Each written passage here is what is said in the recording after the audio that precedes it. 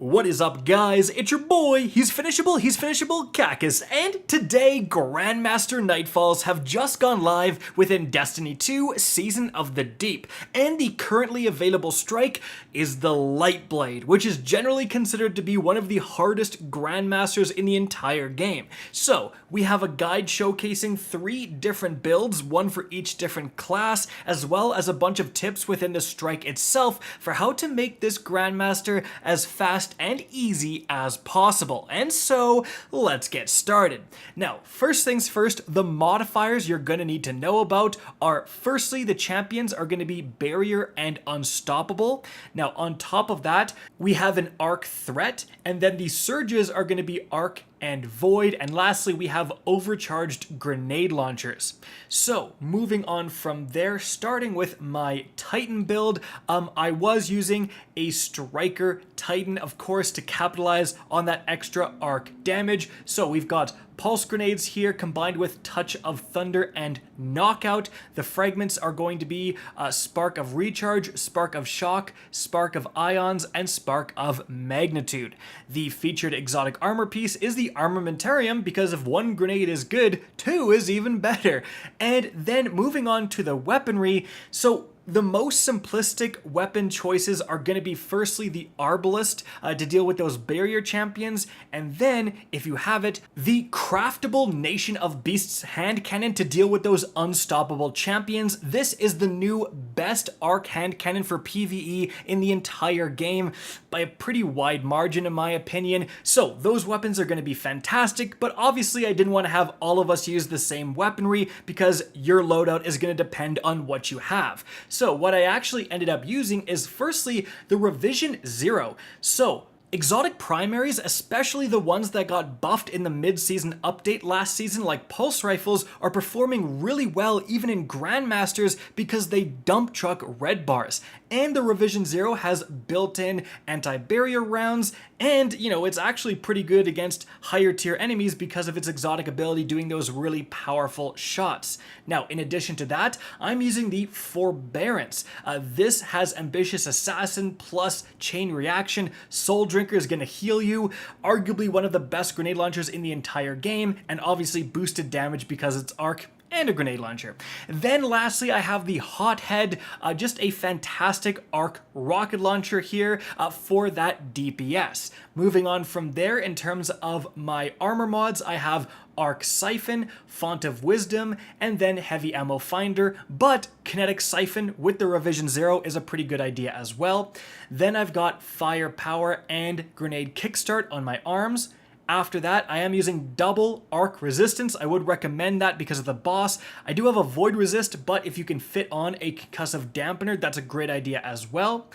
After that, I have Elemental Charge, which is fantastic with the ionic traces we're making, and 2 Arc Surges.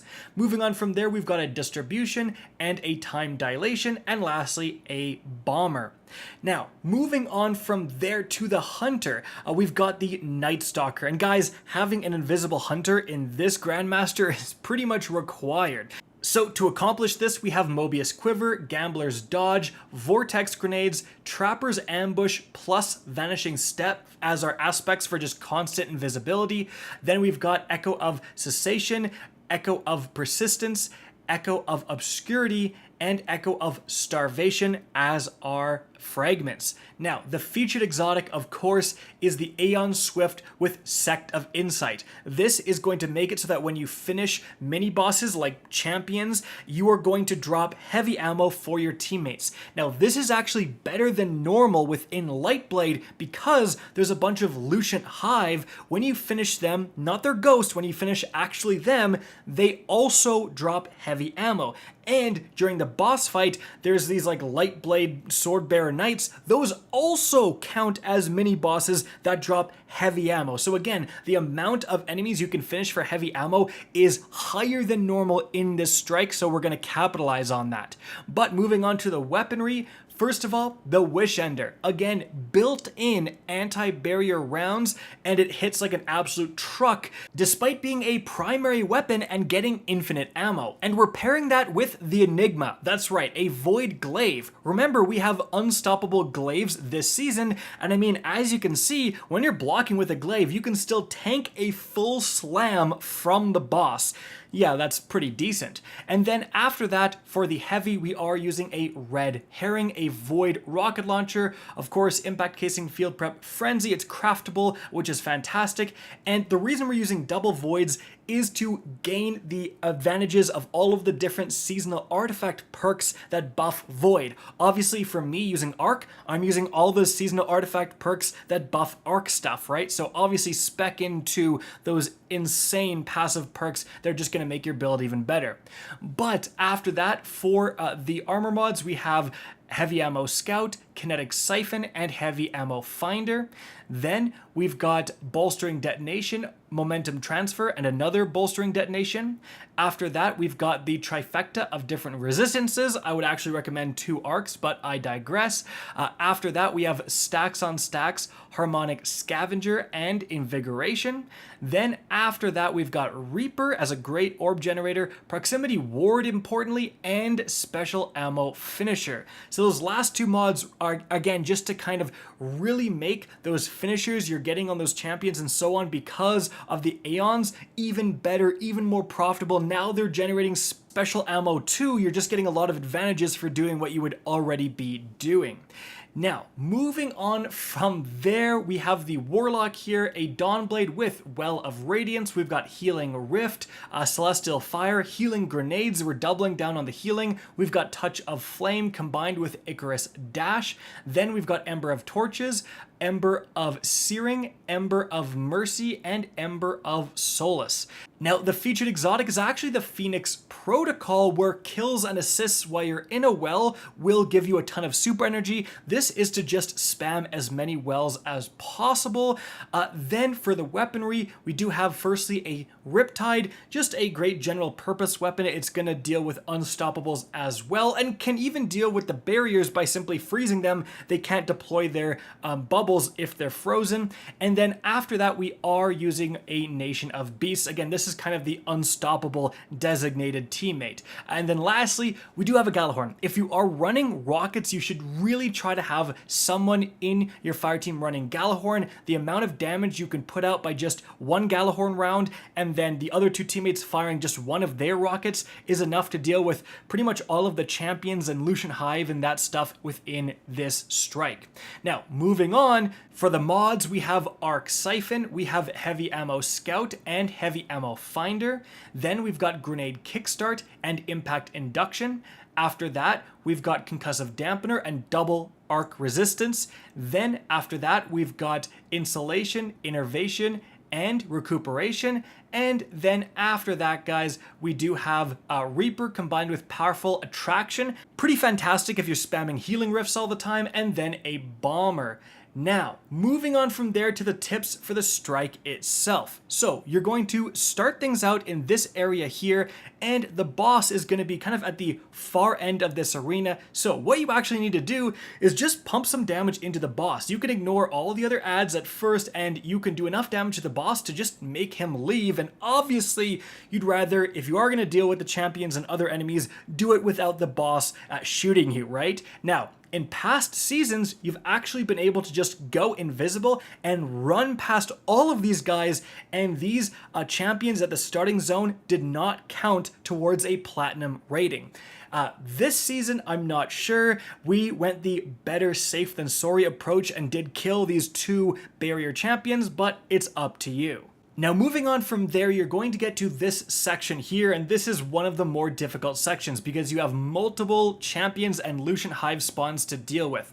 Really, your savior here is going to be this hallway because you can kind of bait enemies up to this hallway and run all the way back through it. So you can be at the far end of the hallway, you know, shooting a Lucian Hive, and then when it does throw its, shields at you, you're in a hallway, you can just kind of go to the side of the hallway and hopefully get out of the way. But they can bounce and there's really nothing you can do. Sometimes those shields just destroy you. Really, the best approach is to focus fire those Lucian Hives. Again, the person with the Galahorn just gets that shot off, then you shoot your rockets and you can just melt down those Lucian Hives, send the Invisible Hunter in to get that finish, and you should be good to go. So this is huge, and again, this is kind of why we have that Invisible Hunter, is just getting those finishers on the Lucian Hive. Often there is still champions and other guys around them, and so sending someone in normally to get that finisher is not the best idea.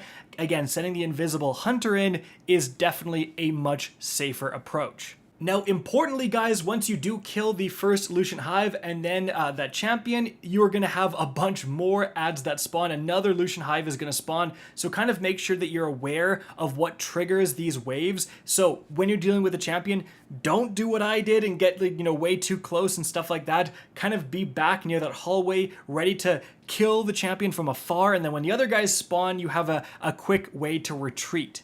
But again, the same thing is going to happen, like absolutely burst down that Lucian Hive, use your supers. You can see we popped our tether and stuff like that, which is actually fantastic because that's going to suppress the Lucian Hive and that is going to take them out of their super potentially, which is obviously super valuable. And then just, again, melt them with the Galahorn rockets, get that finisher, and then the rest is pretty cake. Like, as long as you can deal with the Lucian Hive, then dealing with the champions and a few thralls and stuff is really not that big of a deal. Keep in mind though, you actually are going to have a third Lucian Hive that spawns, so good luck.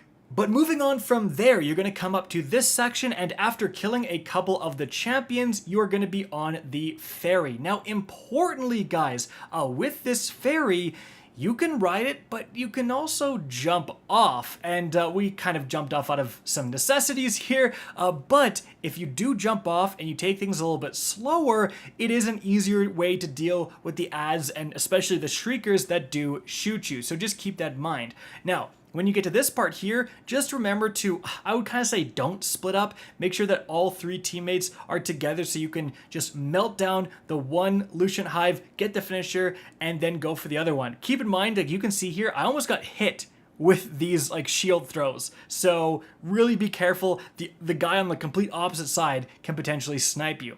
In any event, after you plant these two things, you are going to continue on the Ferry, and this is really the main part where I would highly recommend jumping off. There's just a lot of adds shooting at you, multiple shriekers. As you can see, by jumping off, you can really just go at your own pace, dealing with enemies as you jump from platform to platform to platform, and it's just going to lower your chances of dying dramatically. If you're going for a speed run, obviously stay on the Ferry. Another advantage of getting off the Ferry, as you can see, is at the end there's a portal that actually appears that teleports you inside where you're supposed to go, because obviously you missed the Ferry. But as you can see, if you go through this portal, it actually puts you right here looking at the Ferry. And with this section, normally you're on the Ferry and 300 thralls are all jumping at you. But as you can see, what you can simply do is cheese all of the thralls. Even though like they spawn behind you, they're programmed to just jump on that Ferry, so they completely ignore you, run past you and jump on the Ferry. And then with a couple of grenades, as you can see, you can just cheese kill all the thralls in complete safety, and then when they're all dead, jump on the Ferry and continue. Now, moving on from there, the next section has you go through the swamp where you're going to have your movement speed slowed by Weight of Darkness. If you want to cheese this, what you do is what you can see us do. Send the Invisible Hunter just to go by themselves. They're going to get like weight times 10, but it doesn't matter. They just hug the right wall and they can just walk the entire way, just going invisible whenever there's a threat. And as soon as they reach the other end, as you can see, it's going to actually just lift the Weight of Darkness for everyone, and everyone else can just run there, no problem. You can also just do it legit if you want, but if you do, just really keep an eye on those electric moths. They can just be the death of you. But moving on from there, guys, when you get to this cave here, you're going to see basically the only couple of unstoppable champions in the entire strike, and that's very important. There's going to be one here and a couple more when you're looking over the cliff, and that is literally it. So that's why, me personally, I'm not running any way to deal with unstoppables because there's so few. You really want a big emphasis on ways to deal with barriers much more than unstoppables. Heck, even just having one teammate with one hand cannon is probably all you need for this strike. Now, in any event, once you do get to this cliff top, just remember to not jump down. You can hang out right here on the cliff top and shoot these big enemies in complete safety. They don't even shoot you back. The one thing you need to be aware of is, as you can see, there are going to be screebs that jump up here, but you could just kind of back away, and generally they do what this last screeb does, which is jump up, but as long as you move out of the way, they just actually jump back down. Like, they don't even pursue you once they jump up here, so again, you're in a pretty safe zone right here. You can deal with the champions and the ogres, no problem. Once those guys are dealt with, you simply drop down. You just have to shoot the boss a bit to get him to go away, and then there's a shrieker, and then we're on to the boss fight. And certainly this boss fight is the toughest part of this strike. It's actually one of the harder boss fights in the entire game. It might actually be like the hardest one. And that's because this boss is really just going to absolutely sprint at you the entire time. You are moving around this arena non-stop, but that is the key.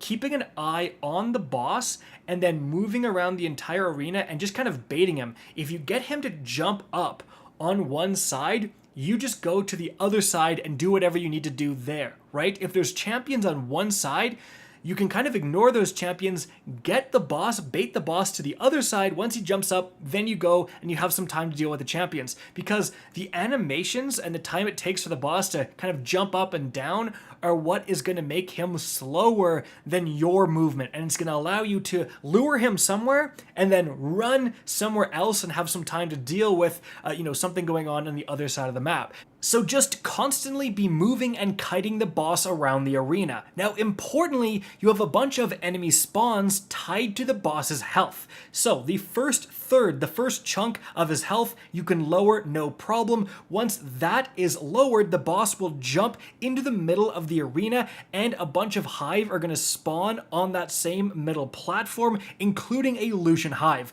Just absolutely nuke down that Lucian Hive as quickly as possible, and then remember those other two guys with the swords, finish them for heavy ammo. Importantly, guys, the boss will stay immune until you do kill those guys. So you have all the time in the world to wait around, collect orbs, kill enemies, even wait for your supers to spawn, and then when you're ready to deal with the boss again, kill that last yellow bar knight, and the boss is back at ya. But this time, for the second third of the boss's health, 2 barrier champions are gonna spawn. So you're gonna have to deal with those guys.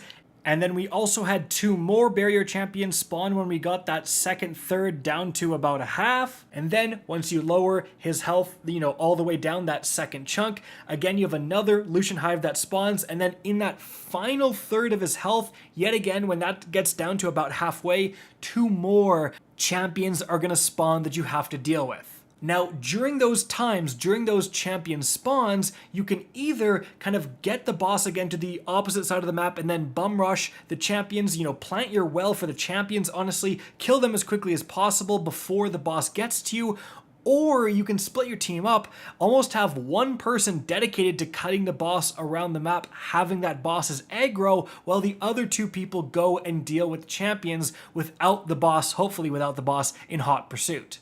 Now, importantly, guys, keep in mind that you should be spamming your super, so to speak, within this section. There's actually a ton of orbs of light that will fall out of the sky during this boss fight, and so you can go to the middle of the map, kind of just run around, as long as you've dealt with the cursed thralls that spawn there, hence that grenade launcher I'm using, but you can really get your super back way faster than most other boss fights within strikes because of all those orbs. So again, don't be afraid to have liberal use of your super.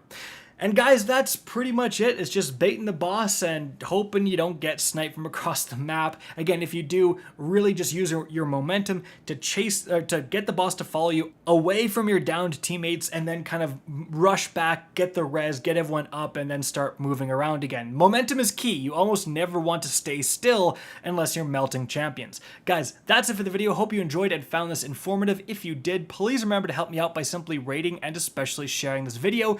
If you guys want to see more Destiny 2 content similar to this, don't be afraid to slap that subscribe button. If you want to get in touch with me and keep up to date with the latest channel activity, the best way is to follow me on Twitter at RickCacus. That is linked in the description down below. Again, I hope you enjoyed the video, and as always, have a good day.